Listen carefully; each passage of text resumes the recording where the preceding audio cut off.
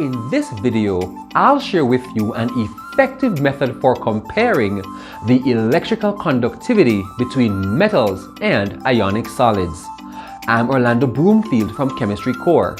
Let's solve this chemistry exam style question together. To be able to explain why potassium is an electrolyte, can conduct electricity, requires knowledge of metallic bonding. So let's get right into it. As an atom, potassium has 19 protons. That's because the atomic number of protons is 19. But it also has 19 electrons since an atom has no overall charge.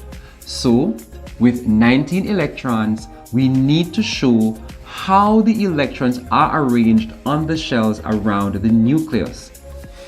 In order to understand that, we need a very simple rule, which is that the first shell can hold a maximum of 2 electrons, the second shell 8, the third shell 8, etc.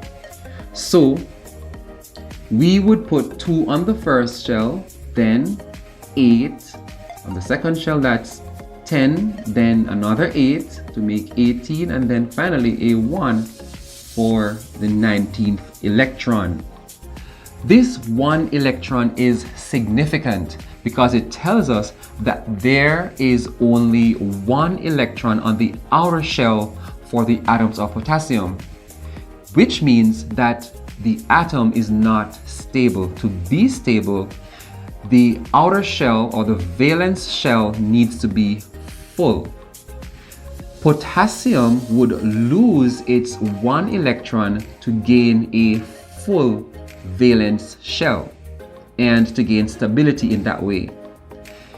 With 1 electron lost and it still has 19 protons, the overall charge on the potassium will now be +1, which means potassium is no longer an atom but is now an ion.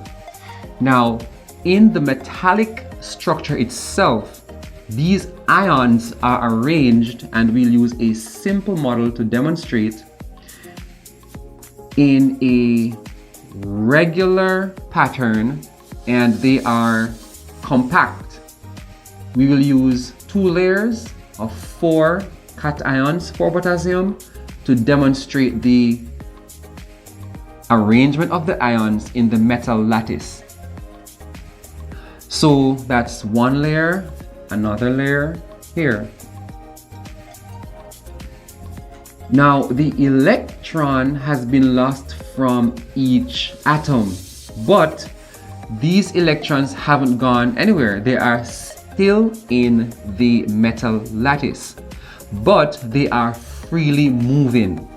So we will use just an E with a negative sign to show that we have freely moving electrons in the metal structure. These electrons can be described as free, mobile, delocalized sea of electrons. And it is these particles, these freely moving electrons, that make it possible for potassium to be able to conduct electricity. Because for electrical conductivity to be possible, we need charged particles which are able to carry an electric charge. And for metallic structures, that would be provided by the sea of delocalized, freely moving electrons. Now let's move over to understand why potassium chloride in its natural state is unable to conduct electricity. Now potassium chloride is an ionic compound, which means that in its natural state, in the solid state, it has a crystal lattice structure. In the crystal lattice structure for potassium chloride and all other ionic solids, the ions are arranged in a 3-dimensional regular pattern. So for every single chloride ion, there will be 6 other potassium ions surrounding that one ion in the crystal lattice. And let's use a simple model to demonstrate this.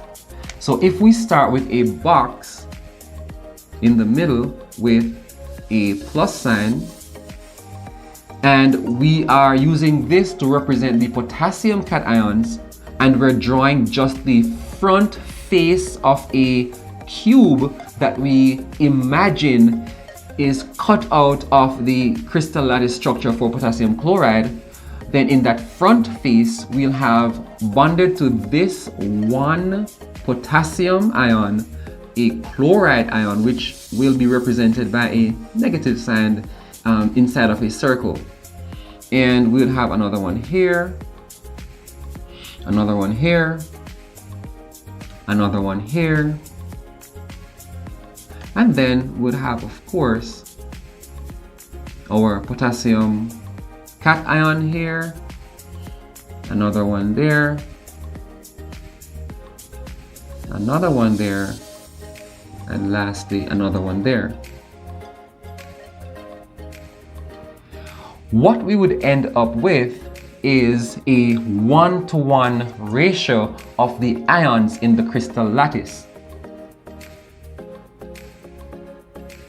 This is referred to as the formula unit.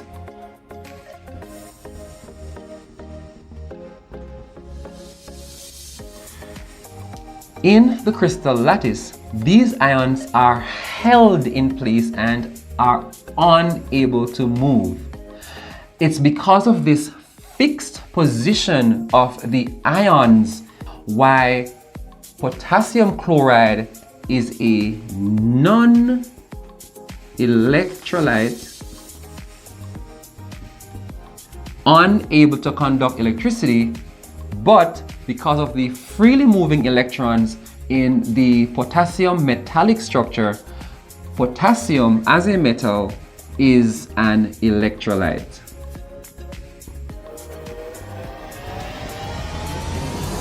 Thank you for watching another video on solving problems in chemistry with Chemistry Core. If you were tuned in, you are now able to refer to both metallic and crystal lattice structures to be able to explain why metals are electrolytes, but ionic solids are non-electrolytes.